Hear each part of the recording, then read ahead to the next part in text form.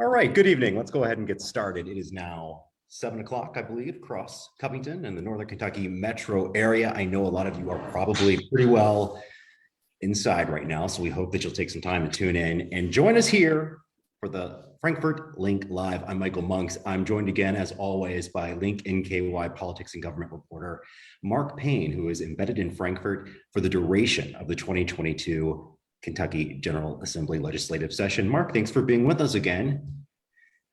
Thanks for having me, Michael.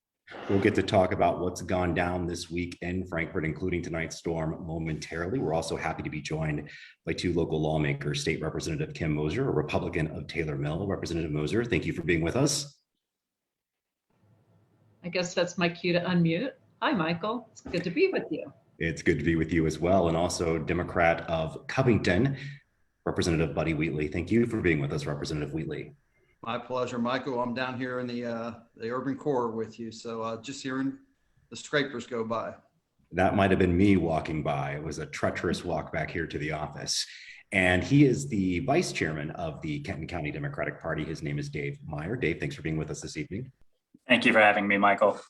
And the chairman of the Kenton County Republican Party is Shane Noem, who is also with us. Hi, Shane. Hey, Michael, longtime listener, first-time caller. Thanks for having me. That's enough of that Kenton County Republican humor for the duration of this broadcast. Let's move on to what's been going on in Frankfort and Northern Kentucky today, and that is big time snow. I know a lot of you are looking out your window right now and wondering if tomorrow morning is a go for whether you're going to work or if someone's going to school or not, or whether you can get back to Kroger to see if the bread is restocked. Let's get the scoop from Frankfort from our state lawmakers and Mark Payne, who I think have all been in Frankfort at some point today. Mark, what's the situation down south? Yes, I am still in Frankfort. So it's raining down here, as one expects. I know that they canceled I know Representative Moser, your committee meeting was canceled this morning. Senate and the House kind of got out of town early. And then tomorrow, pretty much everything's canceled. And the governor declared a state of emergency yesterday. So the weather is the big news in Frankfort for right now. Okay, let's go to Representative Moser. You were in Frankfort at all today and had to drive back. How was it? I was. We went into session at 10 a.m. this morning, a little earlier than we normally do. We're usually in at 2 p.m. and on Thursdays. Today's Thursday. Typically, my Health and Family Services Committee, the committee that I chair, is held at noon. Things got a little cattywampus because of all the weather forecasting. So we came in early and I decided to go ahead and cancel my committee meeting because I knew that folks wanted to get home. I wasn't quite sure we could get a quorum, and nothing so pressing that we had to do it today. So I wanted to make sure that folks got home safely. Representative Buddy Wheatley, how was your commute? My commute was a bit treacherous last night. I wasn't at the session today, one of the few days I've ever missed a session, but recognizing that is 8 degrees colder in the greater Cincinnati area than it was in Frankfort. So it was a little bit, I thought I was going to be driving down this morning, but discretion got the better part of valor. So I did stick home and watched the session, of course, and saw some excellent bills being passed this morning. Right, we'll talk a bit about that coming up. And also we'll give our other two panels here the opportunity to share the view from their window. Shane, what's it look like in your part of the county? Well, here in Fort Mitchell, it's been slushy. We've got 3 kids in our house, 2 of which are in 4th and 7th grade. So we had an NTI day at Beechwood and a 3-year-old running around in between Zoom meetings all day. So just living the pandemic, treacherous weather paradise here. And Dave, you're in Covington as well. I think I know what you're going to say, but give us your perspective. So walking around the city, it's incredibly rare that there aren't even footprints for you to walk in. This afternoon, the sidewalks look like they had not been touched all day, even by other pedestrians. So it is wild. I don't think I've ever seen it quite like this. It's been many years since it's been that empty here in downtown Covington. Mark, other than the weather, which we've got out of the way, what happened in Frankfort this week? I know you had an interesting take, or I should say tale, of the Kentucky Secretary of State, who explained to you the way that the ballot order is decided when people go to vote. A lot of times that we do these live broadcasts, we talk about the upcoming primary election and the November election and the redistricting and all of that. And we talked a couple of weeks ago about who's on the ballot, but there's a process to decide the order of their names on that ballot. What'd you learn from Secretary Michael Adams this week? Yeah, so Monday, Secretary Adams went through and chose ballot positioning for the primaries that are coming up this May.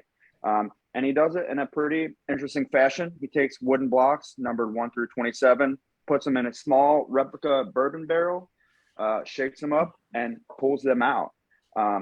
So it's pretty rudimentary, but it gets the job done, and it's pretty interesting. So it's funny. And then, in Kentucky, the law states that you have to do that. The state can't take any position as far as looking like they might be choosing who because goes there's on the some people who ballot believe second. that it's better to be in one spot on the ballot than perhaps a different one, right? Yeah, and there's research that supports both arguments. But a lot of folks will say, if you're first on the ballot, that you're most likely to be elected. Just because if someone's doesn't know much about election, they're just going to, circle in or check off that first box.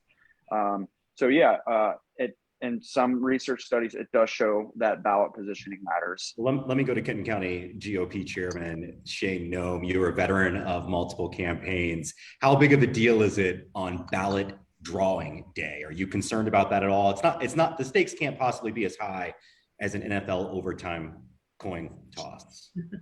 It's not as exciting as a coin toss, that's for sure. It's something we pay attention to, especially in your local races where there are large fields of candidates. I know Erlanger City Council members pay really close attention to this. You see a major drop off in number of votes cast for those lower number races. Judicial races are the same thing. If there's multiple judicial candidates where people maybe not as familiar with them and don't have as much information, they'll just bubble in the first one. So that first ballot spot gets a lot more votes. So it's definitely a thing we monitor. Dave Meyer is the vice chairman of the Kenton County Democrats. You've worked on campaigns too. Any concern in the past or future about where a candidate you're supporting might wind up on the ballot? So this year, I believe that in Kenton, Campbell, and Boone counties, the only Democratic primary is in the United States Senate race. So it does not actually matter at all this year up here. But in general, yeah, it does. I mean, you want to be first or last. And it might count for 2 points or 3 points in terms of the votes you get. But that's a lot better than nothing. So, yeah. And again, Mark Payne is our Link NKY politics and government reporter who is based in Frankfort for the duration of the 2022 Kentucky General Assembly, as we bring you direct coverage for Northern Kentucky from the state capitol during the session. Mark, what else did you learn in Frankfort this week? I reported on a really interesting program based out of NKU, the Future Leaders Internship Program. There is a library informatics major, Jamie Collins, who is working in Representative Wheatley's office. And so it's really interesting. A lot of times it's political science majors that major in this program, but they get to work down here on Tuesdays and Thursdays in legislative offices. I know that interns have worked with Senator Chris McDaniel from Kenton County before. So yeah, it's a great program. Jamie's story is really interesting if you want to go check it out on, rcnky.com. But yeah, it's a great program, and it's a really interesting story, and perhaps Representative Wheatley could talk a little bit more about it. I'm sure he will. And yes, you can read that story in its entirety at rcnky.com. You probably noticed, though, that the River City News is now Link NKY, and rcnky.com will become linknky.com in about, 11 days or so. So be on the lookout for that. It's a very exciting time here. But for the meantime, same old website, you can find Mark's coverage of that. Representative Wheatley, tell us about that program and how important it is to bring students from our local university to get a feel for life and work in the state government. My pleasure, whether it's on rcnky.com or link.com or whatever it was, ky.com. Great story by Mark Payne. And, all the Northern Kentucky Caucus legislators have had interns before, but the program at NKU is particularly special, having those interns who typically are, as you said, Michael, political science related or something kind of close to that, but with a librarian informatics major who is not actually from Northern Kentucky. It is fascinating, and she's a non-traditional student also. But so I put her on some research things related to the library and where she has become very familiar with the LRC's library. So it's worked out really well. The program has worked out well. Dr. Ryan Salzman from NKU has been very accommodating with this program. And, you know, they learn a lot, and they learn quite a bit about the day-to-day work that's there, but also the research and the amount of work. And I'm sure Representative Moser's had simple or experiences very much like that too. And I'm just very honored actually to have somebody as talented and as dedicated as Jamie Collins. Well, it is a good story. And again, you can read that now at rcnky.com. I want to talk about your district's representatives. I'll start with you, Representative Moser. You're a Republican of Taylor Mill. In the newly adopted state house maps, your district will change a bit, and you will, in fact, if you are reelected to that seat, you will be representing more of Covington, for example. And so I know a lot of people may be paying attention to you in a way they hadn't before as they get to know you in a new way. But talk a bit about that process. We've heard some arguments obviously, from the Republican side of the fence, but some complaints from the Democratic side and officially from the city of Covington and the Covington Board of Education. So share with us your thoughts on the process and what that new district looks like. Sure. Well, to start, the census really dictates the redistricting, and that happens every 10 years, just as a refresher for folks. And because we lost so much population in the Southeast and the Southwest in Kentucky, all of our districts moved north. And so I was pushed north. I lost some of the precincts in my southern part of Independence. And yes, I'm being kind of pushed up into, I've got Latonia now. And it's very exciting for me, actually. I'm moving into Covington up to about, I think it's about 19th Street, right around there. So yeah, I mean, I'm very excited. I'm excited to get to know my new district, my new constituents. And I think there are a lot of really exciting economic development projects happening in Kentucky, or in Covington rather. And I'm excited to get to know everyone and help work on those projects. And yeah, there was some angst about, you know, I don't know, I don't really consider myself a rural legislator. My district is very mixed. I have some rural, I have some suburban, and now I'll have a little bit more urban. So I'm very excited. I think that, and I've had a great meeting with Mayor Joe Meyer, and you know, I just assured him that he will have great representation from me. I'll be just as engaged in Covington as I am everywhere else. So I'm very excited. Okay, so some of those precincts, Representative Moser, are coming from precincts previously occupied by the person I see to your right on my screen here in this Zoom broadcast. That is Representative Buddy Wheatley, Democrat of Covington. You also, if you are reelected to another term, would have some new constituents and a lot more cul-de-sacs in your district. So I know that you weren't pleased when you saw the map. Share with our viewers and the rest of us here on the panel your feelings and on the process and the new district. Well, thanks, Michael. And, you know, I know we only have another about 45 minutes, so I'll try to be brief. I have learned a lot about redistricting and the process in the last year, particularly, and a lot on the legal end. I loved my old district, but like Representative Moser, I look forward to meeting the new parts of my district. My district wasn't pushed north. I was actually pushed south. So some of it doesn't make sense. And I can say with confidence, as I said on the House floor, none of it makes sense as far as the redistricting principles that are pushed by the experts about how you redistrict. So all of that said, you know, there is challenges each time redistricting happens. You know, the population shifts are required, requires the map drawers to do these kinds of things.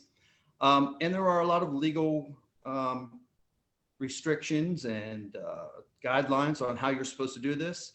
We don't think they did them all perfectly legal, and it's not just Covington that this happened to. The splitting up of some smaller mid-sized cities throughout the state was probably not done as best as it could be. So I really won't go into that, but I really look forward to those cul-de-sacs and my friends and family out in my new part of my district. I'm from a long time Northern Kentucky person, lived in Fort Mitchell for 10 years. And, I have lots of contacts out there, and I look forward to, just like Representative Moser. It's kind of exciting.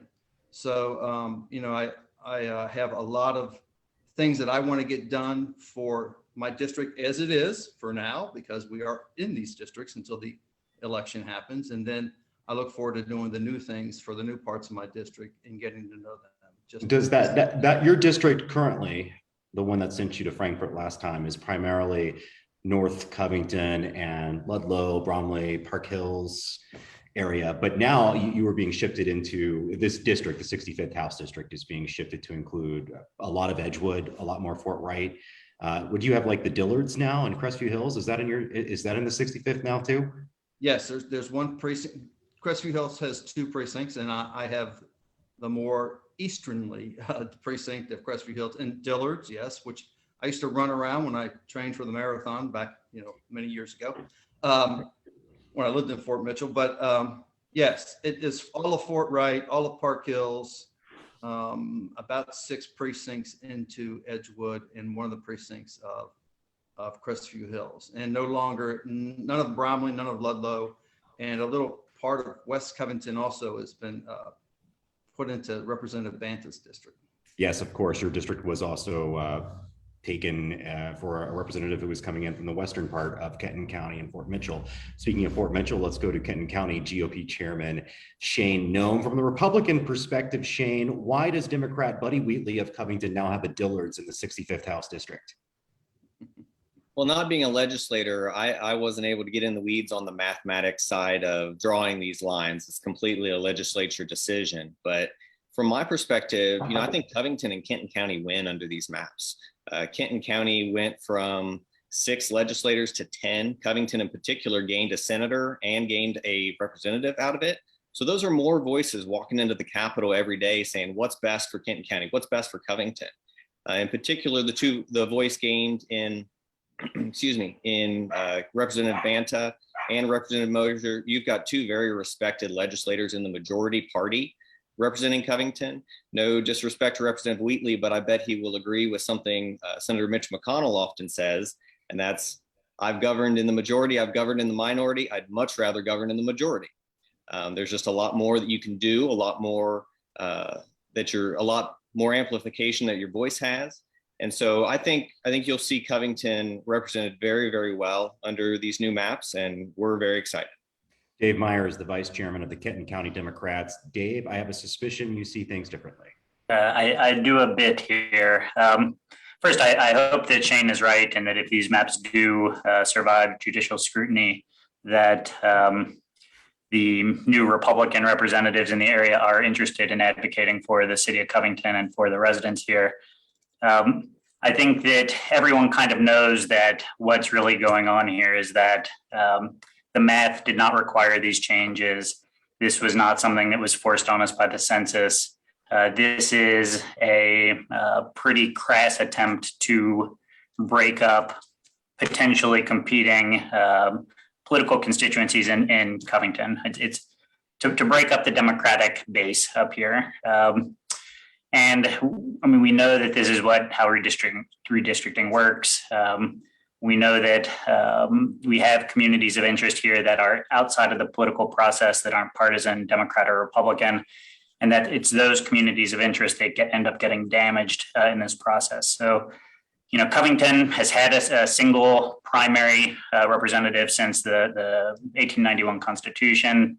In 2012, when the Democrats were in charge of redistricting the House, they tried to split Covington up, and the Republican-led commission at the time with Chuck Shepard and Steve Frank passed a resolution opposing redistricting, opposing splitting Covington up. They said 2 ways was fine with Representative Kerr in the southern part, and at the time Representative Simpson up here, but 3 ways was too much. I think that both of them would probably agree that what they've done now is tragic in terms of splitting the community. It is going to present problems going forward, and I think it's not just in Covington itself, but all of Northern Kentucky with the various cities being split the way they've been. We'll have to see if it survives the litigation process, and if it does, what our options are going forward.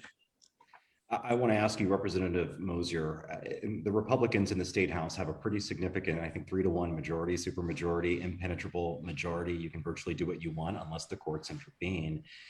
How many more Republicans do you want down there? I mean, what's the talk among the Republican caucus? Like, at what point do you look around the room and say, more, we need more? Well, I think that, we all want to protect our majority.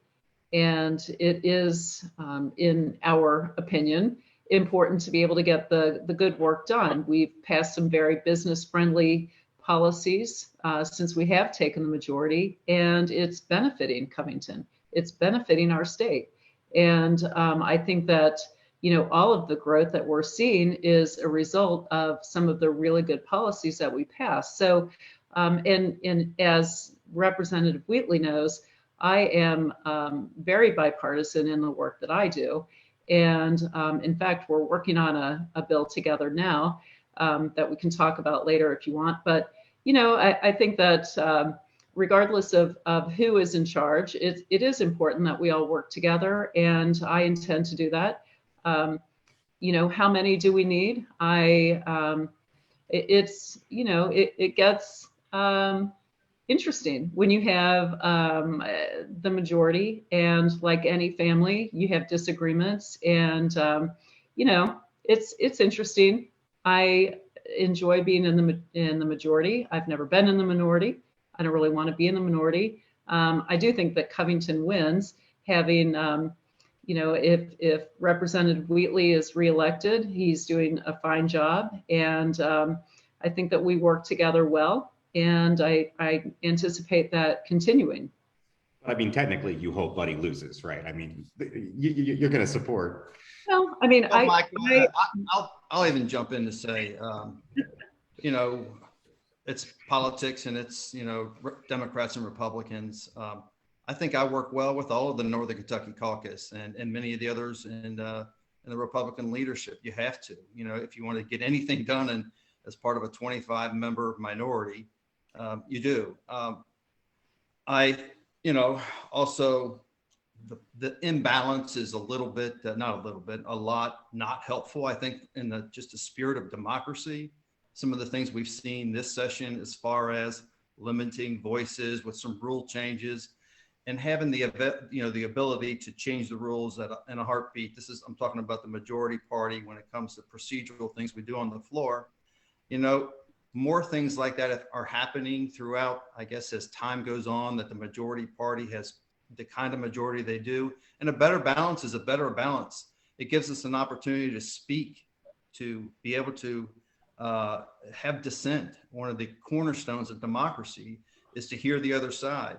And we're hearing less and less and less of it with some of the rule changes, some of the way that Kentucky is voting. And that, of course, that's their everybody's prerogative, but also with the way the maps that are drawn, it does look like it could become more of a majority. And of course, Democrats had this ability to do this for close to 100 years. And that's right. And that's what I want to talk to you about next. But first, let me remind our viewers that you are watching the Frankfort Link live. I'm Michael Monks alongside Link NKY politics and government reporter Mark Payne, who is in Frankfort for the duration of the 2022 Kentucky General Assembly session. He'll be reporting at rcnky.com. And then on February 15, linknky.com from Frankfort, giving Northern Kentucky a media presence full-time in the state capitol during the session. We're also joined by State Representative Kim Moser, Republican of Taylor Mill, and Buddy Wheatley, Democrat of Dillard's, and Kenton County Democratic Party Vice Chairman Dave Meyer is with us,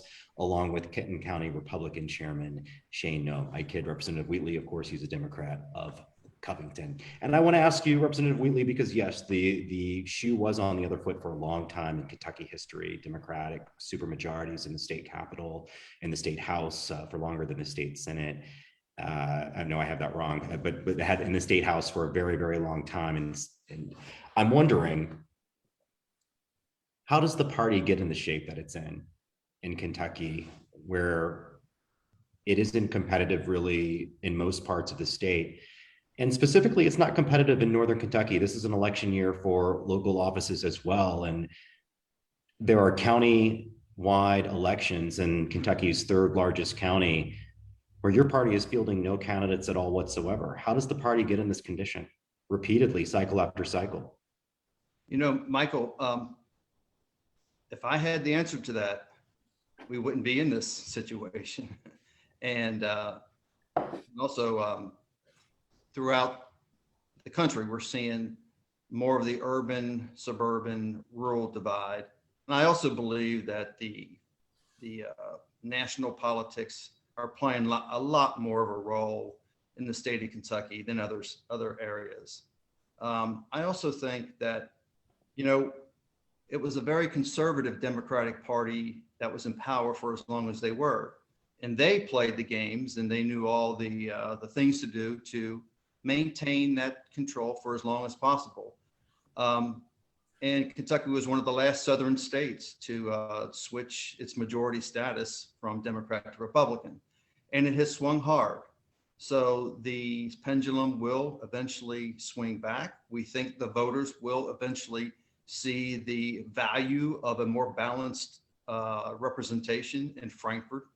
And, you know, the fact that we have not or have had certain people file for offices this election cycle, it's just, you know, when you look at even some of the things that have happened nationally, to put your name out there and to see that I would even say the jeopardy that the democracy is in, it actually gives people pause and gives people a lot of pause.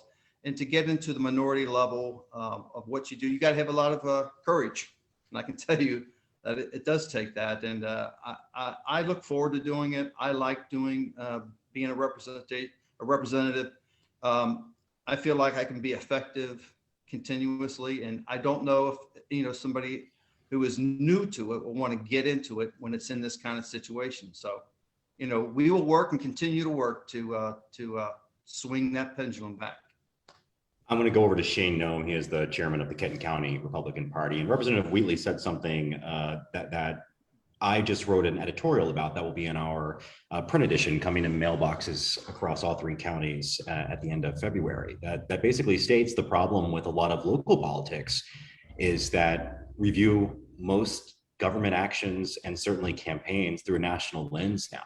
And there are certainly parts of this country where Republicans find themselves in a situation similar to the one Democrats find themselves in Kentucky.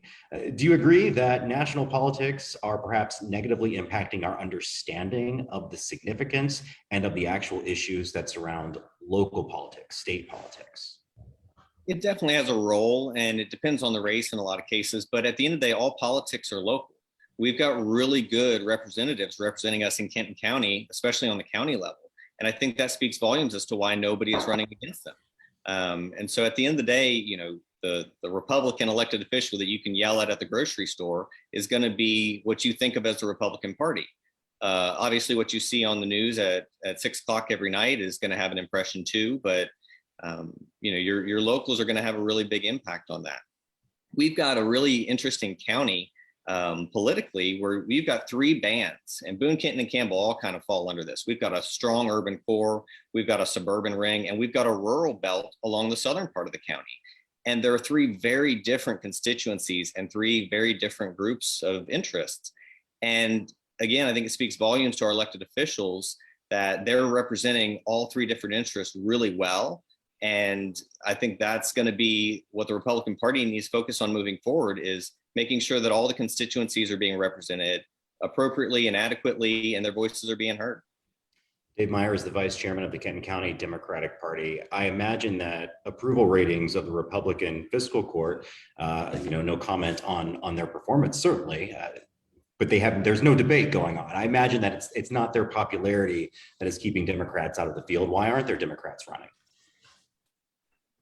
So the main reason is probably the expense of a race in Kenton County, and the fact that as we just discussed when we were talking about redistricting, right now there is not a good stepping stone between running for Covington City Commission or a city commission in Erlanger or Ellesmere or Park Hills, and going from that to running for a countywide office. It's very difficult to build your name ID and get well known throughout the county if you are stuck in one of those municipal level or local level elected positions. Having the state house races, state house districts drawn in such a way where, as Shane just mentioned, all four of the Republicans who are expected to be in the general election in this cycle will be from that middle tier of suburban cities that it will be difficult to compete with them. So when you've got no middle ground from which a local elected official can move, it's harder to find people to run countywide. It is the third largest county. It's expensive to run a race here. There are a lot of people to turn out. It requires a big infrastructure, and it's hard to build up to that from a municipal race. Well, there is a Democrat who is apparently very popular in Kentucky, and that is Governor Andy Beshear. A new poll out in recent days shows him with a 60% approval rating. Representative Kim Moser is a Republican from Taylor Mill. Representative Moser, why is everyone wild about Andy? That's a really good question, and obviously it depends on who you ask. I think the ARPA funds, the federal dollars that are coming in, are just flowing into Kentucky, and he's ready and able to take credit for all of that, and credit for all of the businesses moving into Kentucky, which I alluded to earlier, which may or may not be due to anything that he did, but I think that it's a snapshot in time. I think that opinions will wax and wane, as we've seen. Certainly, his rating hasn't been as high as it is right now throughout the pandemic. There have been great difficulties, that businesses and people have really endured. So, it's a snapshot in time. We'll just see how this lasts, whether or not it endures. I'm not sure it will, but we shall see. And Mark Payne is the Lincoln KY politics and government reporter in Frankfort. Sorry, I've been ignoring you, buddy. Of course, doing a great job covering Frankfort on behalf of Northern Kentucky at rcnky.com. And then on February 15th, we start with linknky.com. Mark, did this poll send any waves through the Capitol? Did you hear any chatter about it? I certainly saw the governor celebrating a little bit on social media. Yeah, I think you're going to see what you would expect. Republicans are saying, that this poll doesn't have a lot of meaning, and Democrats are certainly celebrating it. And you look at the poll size; it's not huge, but it's across the state. But from this poll, it shows that Andy's pretty popular, and Democrats are celebrating it, and Republicans are saying it doesn't hold much weight. But that same poll, Shane Noem, Kenton County Republican chairperson, showed a pretty significant lead for Republican Senator Rand Paul over Democratic challenger Charles Booker. We'll note that Charles Booker is not officially the Democratic nominee yet, but is heavily favored to be. So this is the same poll, right, that has these results showing about 60% approval rating for Democratic Governor Andy Beshear and a pretty wide lead for Rand Paul in a hypothetical matchup with Democratic challenger Charles Booker. So how do you interpret a poll like that has mixed results? Yeah, well, a couple of things. One is in Kentucky, we often do this, especially going back to 2000. We split and skew a little more to the left on our localer races, and localer is a word I'm coining. And our federal races end up skewing more conservative. But you got a couple of things going on here, in my opinion. One is you don't have a matchup with Governor Beshear. He has been, as he says, the wartime governor against the pandemic, and that comes with some popularity boost. He's not a shoo-in candidate, but he's also not a pushover. Republicans are going to field an aggressive campaign against him, and Republican success will come down to if we nominate a well-backed and well-resourced and financed candidate ready to go up against him. But look into the Senate race. This is one where we've got an opponent. We pretty much know what the field's going to look like, and you have the ability to contrast. And so you get a more definite picture. And if I'm not mistaken, Governor Beshear's poll was with all registered voters, where the Booker-Paul poll is with likely voters. But Charles Booker is a little bit different of a candidate. He's more to the left of Governor Beshear. He supports more controversial platforms like defunding the police that just don't resonate in Kentucky. Dr. Paul's he's sitting on $8 million. Booker's sitting on 400,000. So there's a message. Ability to share a message that's different. And Senator Paul's been out there working the state and speaking out against waste, fraud, and abuse for years. And I think Kentuckians are going to reward him with another re-election, and looking forward to voting for him again. When he's out there, though, talking about his principles, what is he pointing to as evidence of his representation of Kentucky and Washington, D.C., Shane? I mean, what record does Senator Rand Paul run on? We know that your good friend, Senator Mitch McConnell, comes here with bags of money all the time. I don't necessarily see his fellow Republican senator doing the same thing. Yeah. Well, much like his predecessor, Jim Bunning, they are very outspoken critics of, again, waste, fraud, and abuse, and really zeroing in on every dollar that is being spent in Washington. And that's a really important topic to Republican primary voters. We are worried about the deficit. I think it's up to $30 trillion. Look, Republicans and Democrats can be blamed for that, but calling that out is being rewarded. And so I think you're going to continue to see that being what he runs on, and his record of calling out wasteful spending. Mark Payne is a Lincoln KY politics and government reporter in Frankfort for the duration of the 2022 General Assembly. That we hope to be covering some campaigns here, including that U.S. Senate race, Mark. And I want to give you the opportunity to address any questions to the panel, if you've got anything thought up over there. I don't have anything right now, Michael. I know that the lawmakers. Well, go on. I'm sorry. Go ahead, Mark. I was just going to say, Shane brought up an important point about the money that I saw that Booker's PAC raised like 19,000 from the summer, and then Rand's raised 6 million last year, but that was just from 2 donors. And sometimes it seems like it definitely is the money behind those 2 candidates. And if we look at McConnell ran against McGrath last year, and McGrath beat Booker in the primaries. I'm curious if it seems like it might be a similar thing this year, and perhaps Shane could talk a little bit about that. Well, there's not as significant a primary this time as there was last time on the Democratic side. Correct. Yeah, and we'll get to our Democratic representatives in just a moment. But Shane, since Mark addressed that to you, let's go ahead. Yeah, and I think Charles Booker might have been the nominee if the election had been at a little bit different timing last year. He was really surging and I think about to take out McGrath in that primary. But at the end of the day, donations to candidates speak to the support they've got. Senator Paul has a national profile. He's been supported by more libertarian groups over the years, which have really supported his message. And I think he's going to be well-funded and well-backed going into November.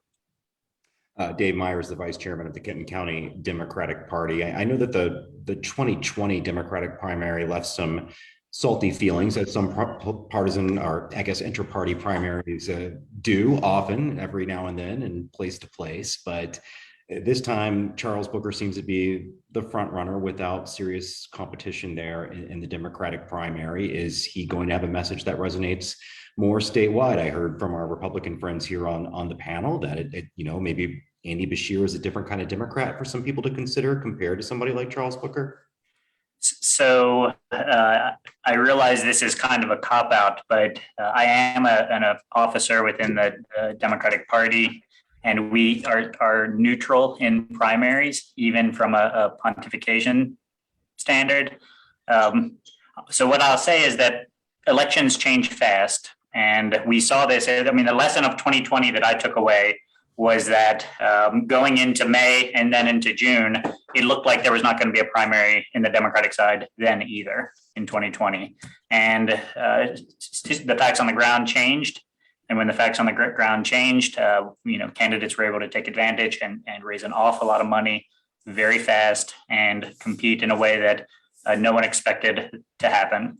So, you can look at numbers in January. If you look at numbers in January from 2020, they would look very different than they did in June. You should not count your chickens until they're hatched in terms of a United States Senate race.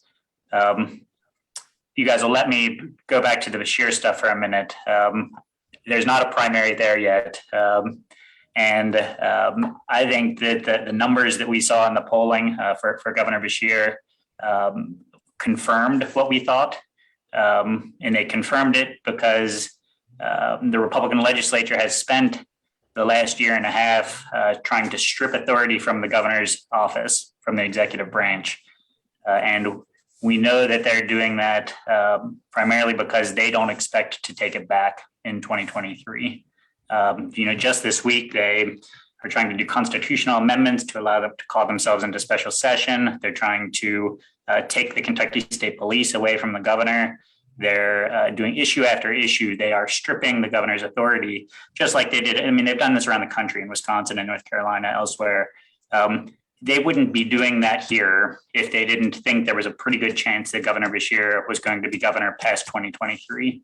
So the poll numbers, his 60% approval rating confirmed what we thought going into this situation. You're watching the Frankfort Link live here on Facebook. We're so grateful. I'm Michael Monks with Mark Payne, who is a Lincoln KY politics and government reporter. That was Democratic Party of Kenton County Vice Chairman Dave Meyer. We've also got Kenton County Republican Chairman Shane Noem, State Representative Kim Moser, Republican of Taylor Mill, and State Representative Buddy Wheatley, Democrat of Covington. And we are going to wind this down a little bit. I don't like to go past an hour, but I want to talk a little bit about some of the themes that have emerged, particularly executive power, legislative power, co-equal branches of government, and all that fun civic stuff that I think we learned about again over the course of this pandemic. We were all forced to hear a lot about simple government separations of power and to have some deeper thoughts about it than perhaps we ever had before outside of middle school. Representative Wheatley, talk a bit about what's happening from your perspective as a legislator and the way the legislature is addressing the governor and vice versa, because we've certainly heard Republican complaints about a lack of engagement that they say that the Beshear administration does not engage in. Still got to hit that on mute. 2 years into this pandemic, you're still having to hit that.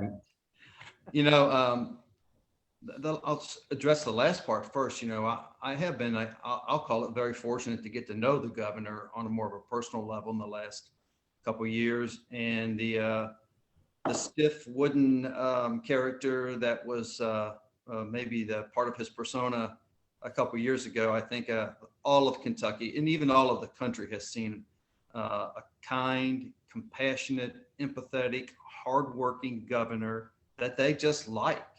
There's the concerns about, when you have gubernatorial powers and you have a pandemic and you have the economy and you have your people to take care of, you got to take some decisive action. As a fire chief, I had to do that. And I had full power to do things during an emergency.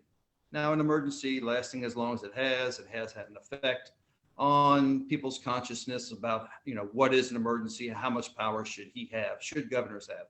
And this has played out all over the country. So there has been some reduction of his power and it continues, which is a little bit surprising. So I'm kind of agreeing with Dave Meyer there. They must be very concerned because they might expect him to be around for a while. And we hope so, because I think Kentucky, with the kind of economic development that's really happening, that he's been able to soldier through, this part of his during the pandemic. It's not just the federal dollars that are coming in. Thank goodness they are, because it's a big part of our economy, even though we had almost no Republicans ever support anything like that. But it has led to the dollars in the reserve balances that we have in Kentucky, and able to have a budget that's doing a lot more than we've been able to do for more than a generation. Representative Moser, certainly a lot of your Republican colleagues have eagerly come into the session with plans to address some perceived misuse of power or different uses of power that they didn't like from the governor during the emergency. So talk a bit from the Republican side about how you've seen this play out, the relationship between the executive branch and the legislative branch during this unprecedented health crisis. Mm-hmm. Well, you're right. It really has been unprecedented. No one knew what to expect. So I think in the beginning, we really gave the governor the benefit of the doubt.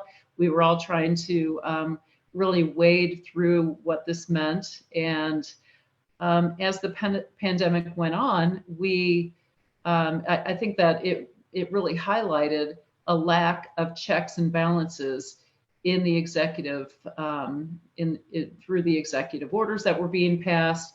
A true lack of response to our leadership. There was no communication. There was really no engagement with the governor, despite our efforts.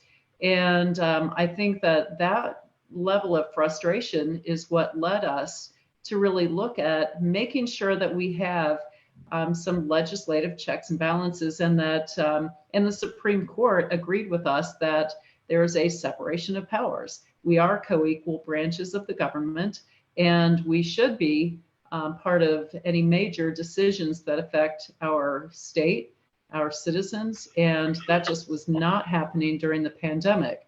So we went into this fully understanding that these legislative changes, these statutory changes, affect any governor. So I can assure you, we never had a conversation that said, gee, this governor is going to be around a while, so we really need to put these changes in place. That just didn't happen.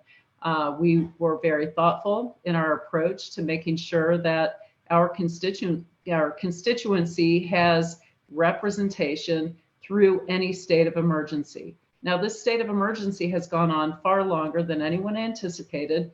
Hopefully, we'll never see this again. But I think that the checks and balances that we put in place are really strengthening the voice of our constituency, and that was the intent. I want to go to Shane Noem, who is a Republican chairman of the Kenton County Republican Party, I should say.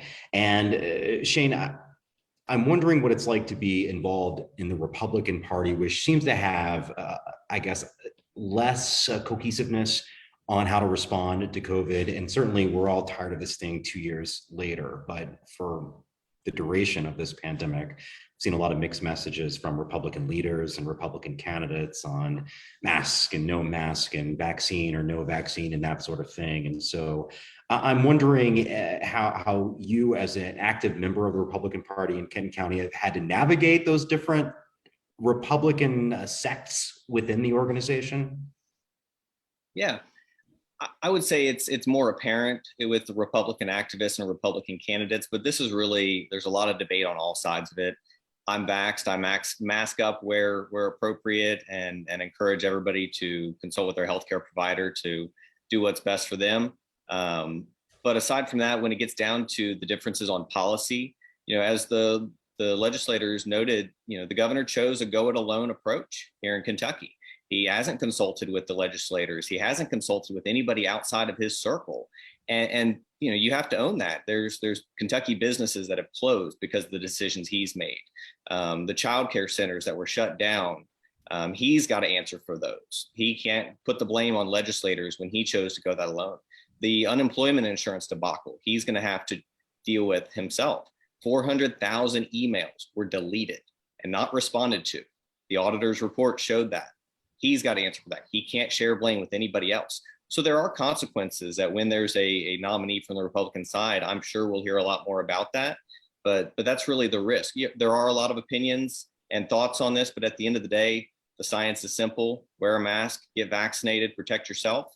Let's get back to work as quick as we can. Let's keep our economy going, and let's not shut down our entire country again. Dave Meyer is the vice chairman of the Kenton County Democratic Party. And Dave, I've heard the governor referred to as a tyrant. I think of somebody like Andy Beshear, who has now won 2 statewide elections as a Democrat by the thinnest of margins. That what type of strange position one would put himself in to reign as a tyrant with such a slim victory in both of those state races. I mean, he has to know how vulnerable he is naturally as a Democrat in Kentucky. So how does the governor run for re-election on the COVID specific response? Since his powers were stripped away, Kentucky went from having one of the best responses in the nation, especially considering the background health factors we're dealing with as a state, to one of the worst. Throughout the Omicron wave, we've been in the top 10 in terms of deaths per 100,000 people in the country. It has been brutal in terms of the damage it's done to our healthcare system and to our population. And he has not been able to respond. And he's not been able to respond because of decisions that were made by the Republican legislature to take away his powers, and frankly, because of absurd decisions by some of McConnell's friends in the court system. And that has hindered his ability. And if you're talking about responsibility for business closures and for economic damage, we have suffered as much during this wave as we did during earlier ones, even though there were no safety measures put in place. The economic damage that has been done during Omicron was worse than during Delta or than the original wave. So we will be able to talk about this. I look forward to talking about it throughout the 2023 cycle and the 2022 cycle. And I think that the facts measure up pretty firmly on the governor's side. Mark Payne is Lincoln KY politics and government reporter embedded in Frankfort for the duration of the 2022 Kentucky General Assembly session. Mark, what does it look like COVID-wise in the Capitol? I mean, are there a lot of masks? Are there not a lot of masks? Are there rules that people are being asked to follow? This is your first time down there. What are you seeing? Well, if you walk into the Capitol, it says masks are mandatory. That is definitely not the case at the Capitol. I think there is a lot of conscious effort from, both sides to say that the vaccines are safe, that they're okay, that you can get them. But I would definitely say that the majority of the Republican Party does not wear masks in the Capitol.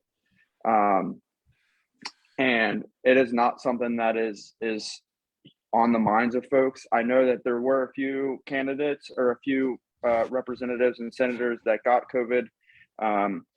But yeah, it's just something that, the rule says on the front door, masks are required, but that's definitely not followed. All right, before we run, Representatives Moser and Wheatley, I think we heard a hint earlier in the broadcast that you all are working together on a piece of legislation. Representative Moser, tell us what it is, and then we'll go to Representative Wheatley. Okay, sure. I mean, it's something that was brought to our attention actually during the interim, and we've had conversations. I think even before this session, Buddy, you'll probably remember conversations about ambulances, ambulance service, and emergency medical. The Kentucky it's KBEAMS, the Kentucky Board of EMS, and so it's a bit of a reorg situation of that board, and it's just a lot of fun getting stakeholders together, getting the policy right, and improving our response times around the state. It's been very problematic for not only emergency but non-emergency, transferring patients to different levels of care, and so we're looking at ways to solve that. And I mean, Buddy and I, Buddy has a background in fire and EMS, so I pulled him into the conversation knowing that he also has legal expertise in that area. So, part of what we do is know who's really good at something, and not everyone can be an expert in everything. So we know who is, and I work a lot on healthcare issues, and so yeah, we're kind of working on the KBEAMS. We call it. Representative Wheatley, I understand you're going to be attaching recreational cannabis to this piece of legislation as well, right? That's a floor amendment, Michael, that I'm not sure if I'm going to attach it to that or to the I budget. couldn't let the show in without at least referencing it. I almost let the I whole know. I caught a little Yeah. bit of last week's show. So I agree with, I like working with Representative Moser on this. We have had several other issues. She's the healthcare expert. And something that I can say is very positive this beginning part of this session is the mental health bills that have been passed, several, and Representative Moser can talk about them a lot better than I can. But I tell people who say, why do you do this? I mean, you're super minority and it can't be any fun. I say about 85% of what we do down there really doesn't have anything to do with the partisan side, this side or that side. It's getting good work done.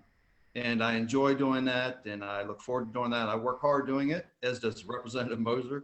And we will have more issues we work on. This K-Beams reorg is a little bit complicated, as almost all reorgs are, and we'll get that done to the satisfaction of the stakeholders. And that's who's been brought to the table, and that's important.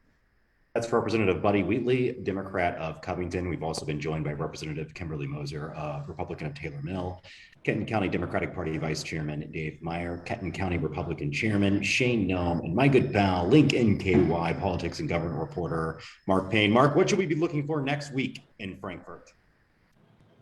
That's a good question. I think the budget is still going to be an issue. I know I haven't seen any of the House budget bills go through the Senate yet, so I'm sure that they're going to at some point. I know that there was some presentation last week, some presentations from universities as far as their funding as part of the House bill. And then at some point, the Republicans are definitely going to be addressing tax reform. I know that that's huge on their agenda, and so that should be sometime in the future as well. We'll look forward to your coverage at rcnky.com and then linknky.com. We'll be back next Thursday with another Frankfort Link Live, more panelists, more lawmakers. My thanks again to Representatives Moser and Wheatley, and to Dave, Shane, and Mark, and all of you for watching tonight. Don't forget to sign up for the Daily Link. Go to linknky.com and get Northern Kentucky news directly in your inbox every morning. I'm Michael Monks. We'll talk again soon, I promise. Thank you. Thank you. Thanks, Michael.